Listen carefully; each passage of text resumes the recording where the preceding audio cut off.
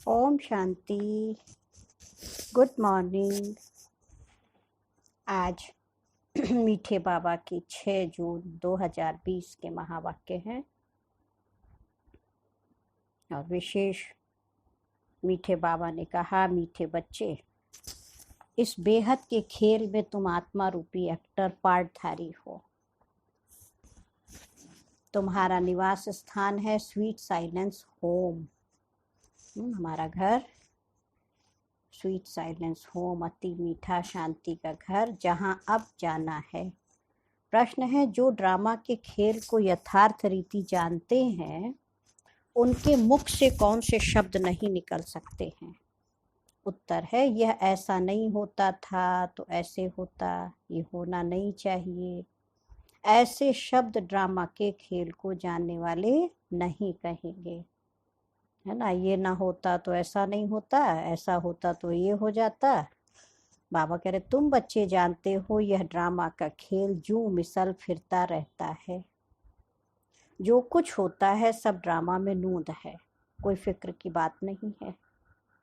ओम शांति। बाप जब अपना परिचय बच्चों को देते हैं तो बच्चों को अपना परिचय भी मिल जाता है ना। जब बाबा कहते हैं मैं तुम्हारा बाप हूँ, मैं ज्योति स्वरूप हूँ, तो निश्चित है कि उसका बच्चा कैसा होगा, वो भी वैसे ही होगा। ज्योति स्वरूप, शांति का सागर का बच्चा, शांत स्वरूप। प्यार के सागर का बच्चा, प्रेम स्वरूप, है ना। तो सब बच्चे बहुत समय देह अभिमानी होकर रहते हैं। देही अभिमानी हो तो बाप का यथार्थ परिचय हो, परंतु ड्रामा में ऐसे है नहीं ना। बाबा कह रहे, देही माना सोल कॉन्शियस हो, आत्मा अभिमानी। जैसे शरीर हमारा रथ, आत्मा रथी, ऐसे ये हमारी देह और आत्मा देही। तो बाबा कह रहे, देही अभिमानी होकर रहे तो बाबा का यथार्थ परिचय हो, परंतु ड्रामा में ऐसे है नहीं। भल कहते भी हैं भगवान गॉडफादर है, रचयिता है, परंतु जानते नहीं है। शिवलिंग का चित्र भी है, परंतु इतना बड़ा तो वो है नहीं। यथार्थ रीति न जानने के कारण बाप को भूल जाते हैं। बाप है भी रचता, जरूर रचेंगे भी नई दुनिया। तो जरूर हम बच्चों को नई दुनिया की राजधानी का वर्षा होना चाहिए। स्वर्ग का नाम भी भारत में मशहूर है, परंतु समझते कुछ भी नहीं है। कहते हैं फलाना मरा, स्वर्ग पधारा। अब ऐसे कभी होता है क्या भाई? नर्क से गया तो कहाँ जाएगा? स्वर्ग पधारा, आज पधारा ना, तो कल तक कहाँ था? तो जरूर है नर्क में था। तो नर्क की दुनिया ही चल रही, तो नर्क में ही जाएगा, स्वर्ग में कैसे जाएगा? तो बाबा कह रहे, ये तो नहीं हो सकता है ना। अभी तुम समझते हो हम सब तुक्ष बुद्धि थे, नंबरवार तो कहेंगे ना। मुख्य के लिए ही समझानी है कि मैं इनमें आता हूँ, बहुत जन्मों वाले अंतिम शरीर में। यह है नंबर 1। बच्चे समझते हैं अभी हम उनके बच्चे ब्राह्मण बन गए। ये सब है समझ की बातें। बाप इतने समय से समझाते ही रहते हैं, नहीं तो सेकंड की बात है, बाप को पहचानना है। बच्चा बाप को पहचानने में कितनी देर लगाता है? 1 सेकंड की बात है। बाबा कहते, बच्चे मुझे याद करेंगे तो तुम्हारे विकर्म विनाश होंगे। निश्चय हो गया, फिर कोई भी बात में प्रश्न आदि उठ नहीं सकता है ना। निश्चय होने में 1 सेकंड लगा, फिर कोई प्रश्न उठता ही नहीं है, उसमें निश्चय में विजय है।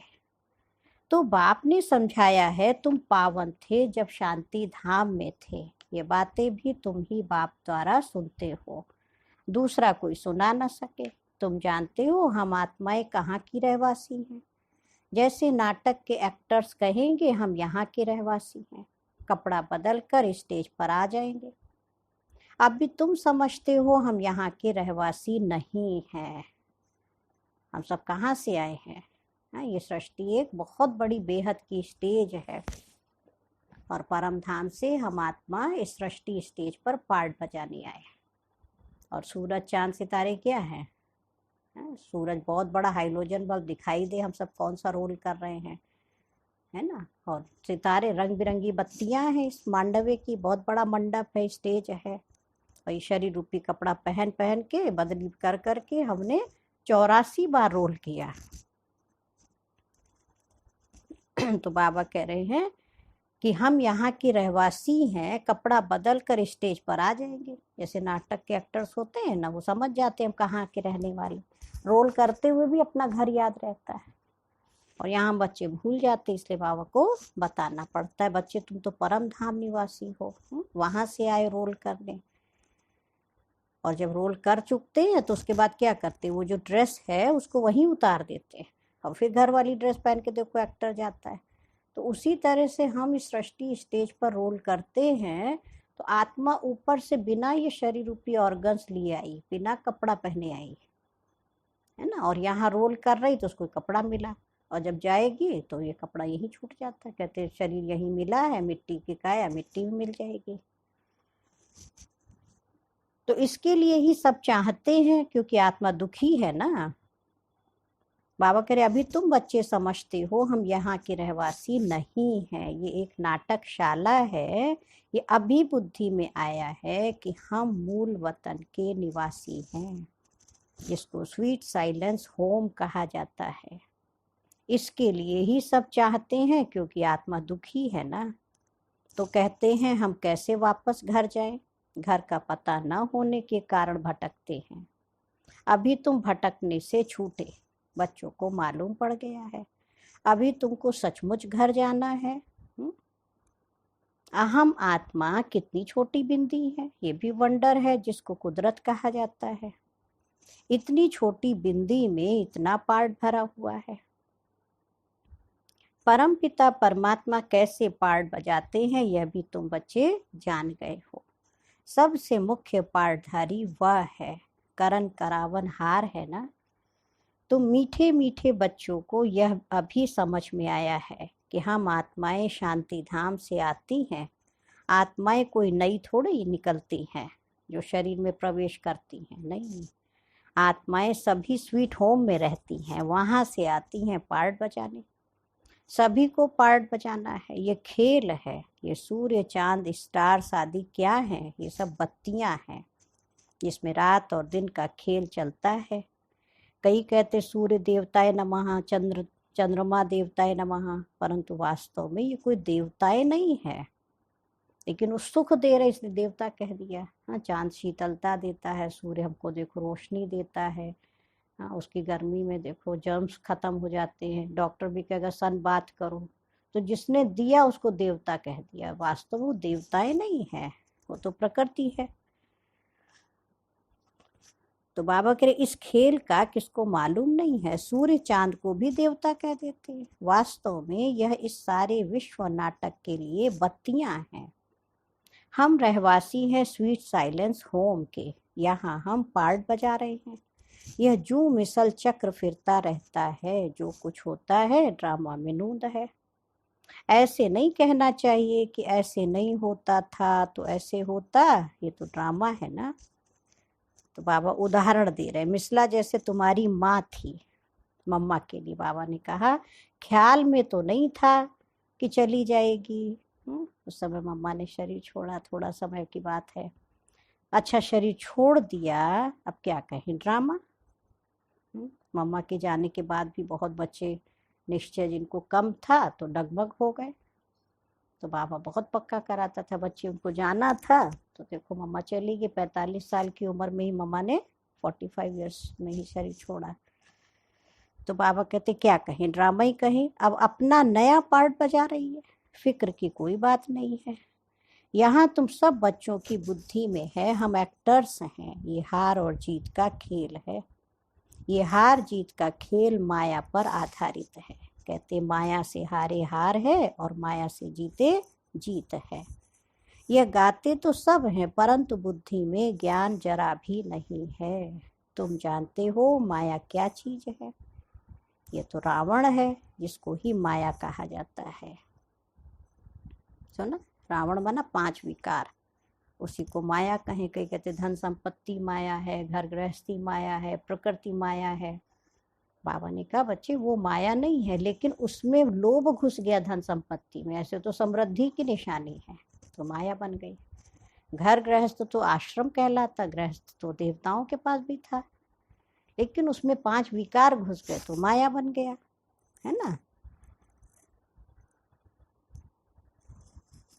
तो बाबा कह रहे ये तो रावण है जिसको ही माया कहा जाता, धन को संपत्ति कहा जाता है, धन को माया नहीं कहेंगे। मनुष्य समझते इनके पास बहुत धन है तो कह देते माया का नशा है, लेकिन माया का नशा होता है क्या? माया को तो हम जीतने की कोशिश करते हैं, तो इसमें कोई भी बात में संशय नहीं उठना चाहिए। कच्ची अवस्था होने के कारण ही संशय उठता है। अभी भगवान वाच है किसके प्रति?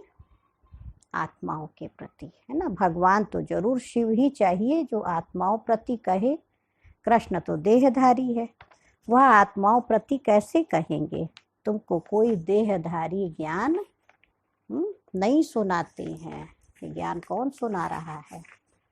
बाबा कह रहे कि शरीरधारी तुमको ये ईश्वरीय ज्ञान नहीं सुनाते हैं। बाप तो को तो देह है नहीं, है ना। शिव बाबा को तो अपना शरीर नहीं है, और तो सबको देह है। जिनकी पूजा करते हैं उनको याद करना तो सहज है। ब्रह्मा विष्णु शंकर को कहेंगे देवता, और शिव को भगवान कहते हैं। ऊंचते ऊंच भगवान, उनको देह है नहीं, यह भी तुम जानते हो। जब मूल वतन में आत्माएं थी तो तुमको देह थी क्या? बाबा पूछ रहे हैं। परम धाम में जब हम आत्माएं थी तो क्या वहां शरीर था? नहीं, तुम आत्माएं केवल वहां थी। ये बाबा भी आत्मा है, सिर्फ वह परम आत्मा। इनका पार्ट गाया हुआ है, पार्ट बजा कर गए हैं तभी पूजा होती है। परंतु एक भी मनुष्य नहीं जिसको यह मालूम हो कि 5000 वर्ष पहले भी परम पिता परमात्मा रचता आया था। वो है ही हेवनली गॉड फादर।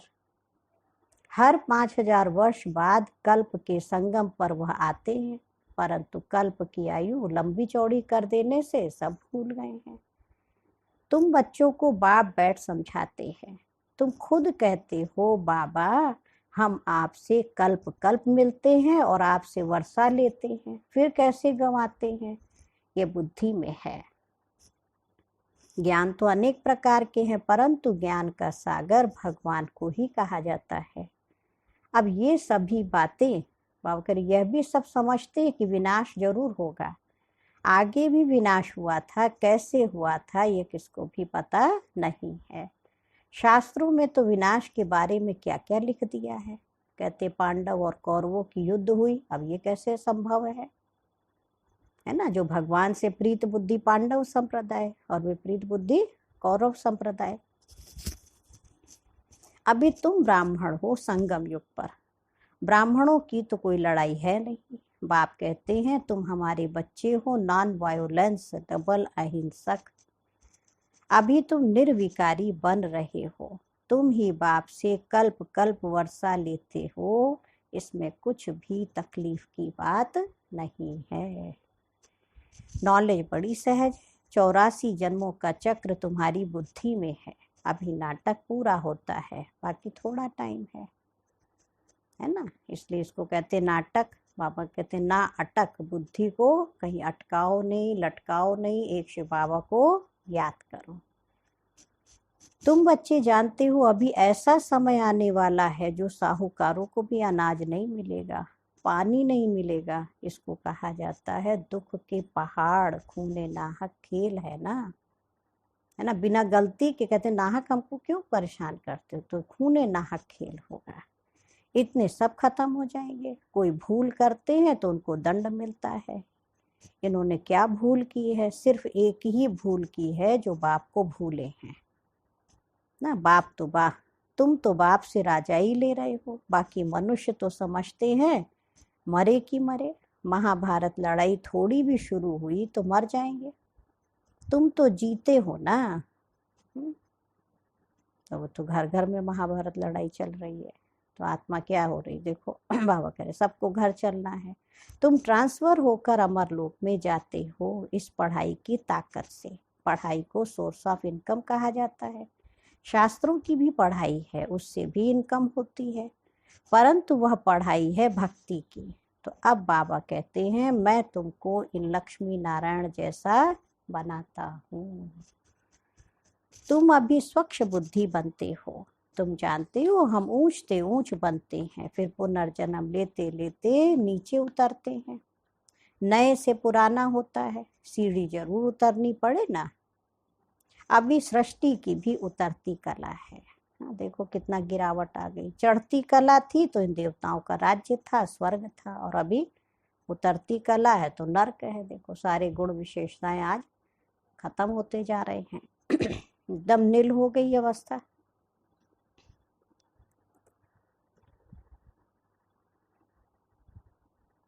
तो अभी तुम बच्चे फिर से पुरुषार्थ कर रहे हो स्वर्गवासी बनने के लिए। बाबा बाबा करते रहते हो, ओ गॉड फादर कहकर पुकारते हैं, परंतु ये थोड़े ही समझते हैं कि वह आत्माओं का बाप ऊंचते ऊंच है और हम उनके बच्चे।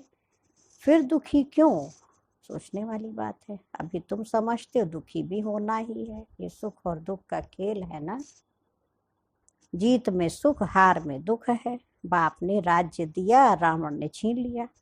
अभी तुम बच्चों की बुद्धि में है, बाप से हमको स्वर्ग का वर्षा मिलता रहता है। बाप आया हुआ है, अभी सिर्फ बाप को याद करना है तो पाप कट जाए। जन्म जन्मांतर का सिर पर बोझा है ना, यह भी तुम बच्चे जानते हो। तुम कोई को दुखी नहीं करते हो। तुम कोई को भी दुखी नहीं करते हो। बाबा क्या कह रहे हैं?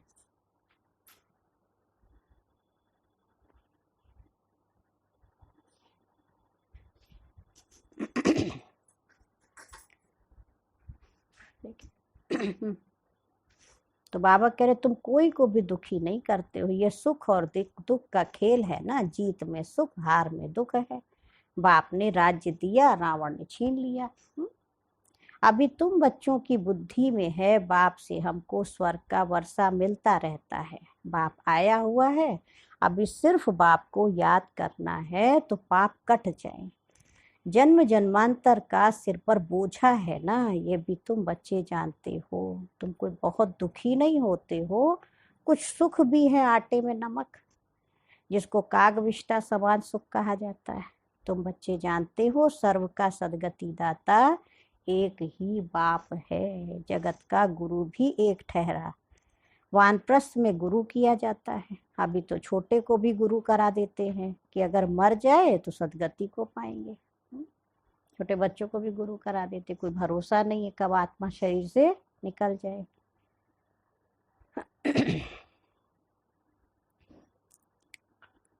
बाबा कहते वास्तव में किसको भी गुरु नहीं कह सकते। गुरु वह जो सदगति दे। सदगति दाता तो एक ही है, बाकी क्राइस्ट बुद्ध आदि कोई भी गुरु नहीं। वे आते हैं तो सबको सदगति मिलती है क्या?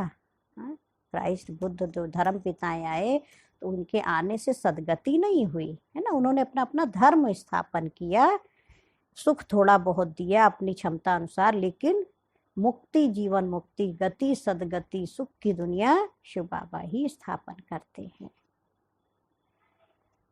क्राइस्ट आया, उनके पीछे सब आने लगे जो भी उस धर्म के थे। फिर उनको गुरु कैसे कहेंगे जबकि ले आने के लिए निमित्त बने। पतित पावन एक ही बाप को कहते हैं, वो सबको वापस ले जाने वाला है। स्थापना भी करते हैं, सिर्फ सबको ले जाएं तो प्रलय हो जाए। प्रलय तो होती नहीं है। सर्वशास्त्रमयी शिरोमणि श्रीमद् भगवद गीता गाई हुई है। गायन है यदा यदा ही धर्मस्य। भारत में ही बाप आते हैं। स्वर्ग की बादशाही देने वाला बाप है, उनको भी सर्वव्यापी कह देते हैं। अभी तुम बच्चों को खुशी है कि नई दुनिया में सारे विश्व पर हमारा राज्य होगा। उस राज्य को कोई छीन नहीं सकता है। यहाँ तो टुकड़े टुकड़े करके आपस में कितना लड़ते रहते हैं। तुमको तो मजा है, तुमको खग्गियां मारनी चाहिए। खग्गियां मारना जैसे नहीं, खुश होते खूब, किलकारी मार के हंसते खूब अच्छे से दिल से। तो बाबा के तुम्हें तो खग्गियां मारनी चाहिए। कल्प कल्प बाप से हम वर्षा लेते हैं तो कितना खुशी होनी चाहिए। बाबा कहते बच्चे मुझे याद करो, फिर भी भूल जाते हैं। कहते बाबा योग टूट जाता है तो बाबा ने कहा है योग अक्षर ही निकाल दो, योग करो ही नहीं, तुम याद करो शिव बाबा को, है ना, वो तो शास्त्रों का अक्षर है योग। बाबा कहते मुझे याद करो, योग भक्ति का, भक्ति मार्ग का अक्षर है। योग लगाओ तो शारीरिक क्रियाएं करने लगते हैं। बाप से बादशाही मिलती है स्वर्ग की, उनको तुम याद नहीं करेंगे तो विकर्म विनाश कैसे होंगे, राजाई कैसे मिलेगी। याद नहीं करेंगे तो पद भी कम हो जाएगा और सजा भी खाएंगे, कितने नुकसान हो जाएंगे। हाँ बाबा के विकर्म भी विनाश नहीं होगा और राजाई भी नहीं मिलेगी, पद भी कम हो जाए और सजा और खानी पड़े। ये भी अक्ल नहीं है, इतने बेसमझ बन पड़े हैं।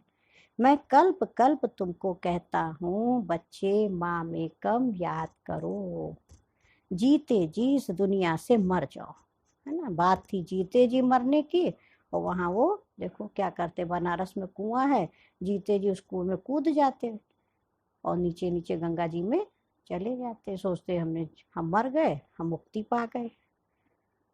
तो बात कहाँ की कहाँ देखो लगा दिया, है ना। बाप की याद से तुम्हारे विकर्म विनाश होंगे और तुम विजय माला का दाना बन जाएंगे, कितना सहज है। ऊंचते ऊंच शिव बाबा और ब्रह्मा दोनों हाईएस्ट है, वो पारलौकिक और यह अलौकिक, बिल्कुल साधारण टीचर है। वह टीचर फिर भी सजा देते हैं, और ये शिव बाबा टीचर कैसा है। बाबा कह रहे ये तो पुचकार देते रहते, कितना प्यार से बाबा कहते मीठे बच्चे बाबा को याद करो, सतो प्रधान बनना है ना। बाबा पुचकार के प्यार से देखो पढ़ाते, क्योंकि मालूम है रावण ने बहुत दुख दिया बच्चों को। पतित पावन एक ही बाप है, गुरु भी वही ठहरा और कोई गुरु हो न सके। कहते हैं बुद्ध पार निर्वाण गया, ये सब गपोड़ा है, एक भी वापस जा न सके, सबका ड्रामा में पार्ट है। कितनी विशाल बुद्धि और खुशी रहनी चाहिए। हाँ बाबा करे ऊपर से लेकर सारा ज्ञान बुद्धि में है। कैसे हम सतयुग में थे, है ना, लक्ष्मी नारायण स्वरूप, फिर त्रेता में राम सीता के स्वरूप में, द्वापर में आए तो राजा महाराजा, राजाई प्रथा हो गई, देखो विक्रमादित्य के रूप में, कलयुग में आए तो सब ताज तखत सब खत्म हो गया। तो बाबा करे ऊपर से लेके नीचे तक पूरा ज्ञान तुम्हारी बुद्धि में रहना चाहिए। ब्राह्मण ही ये ज्ञान उठाते हैं, ना शूद्रों में ना देवताओं में ये ज्ञान है। बाबा ब्राह्मण किसको कहते हैं, जो शिव बाबा के बच्चे बनते हैं ना, ज्ञान सुनते, और ब्राह्मणों वाले फिर हम कर्म करते, और शूद्र बुद्धि जो देह अभिमान में है।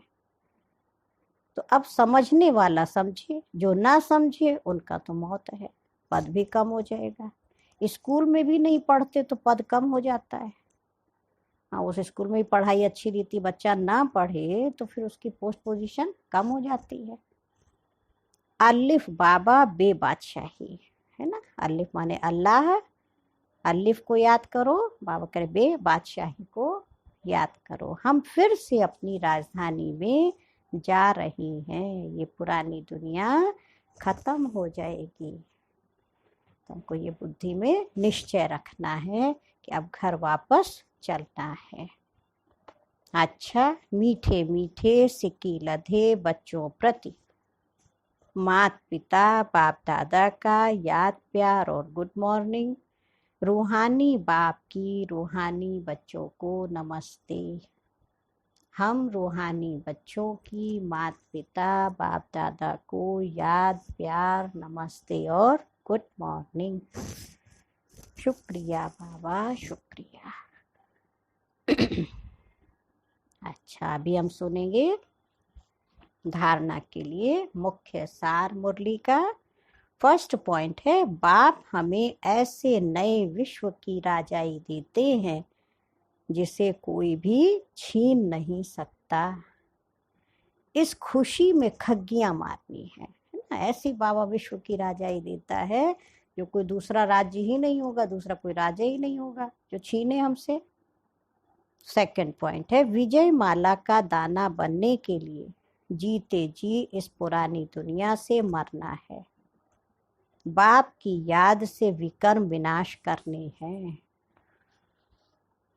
और आज मीठे बाबा का वरदान है, एक के साथ सर्व रिश्ता निभाने वाले, सर्व किनारों से मुक्त संपूर्ण फरिश्ता भव। जैसे कोई नई चीज बनाते हैं और जब वो बनकर तैयार हो जाती है तो किनारा छोड़ देती है।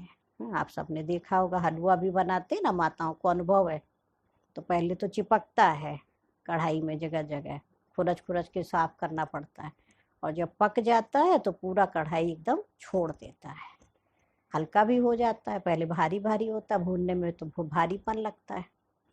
तो बाबा कह रहे ऐसे ही जितना संपन्न स्टेज के समीप आप बच्चे आते जाएंगे ना, उतना सर्व से किनारा होता जाएगा।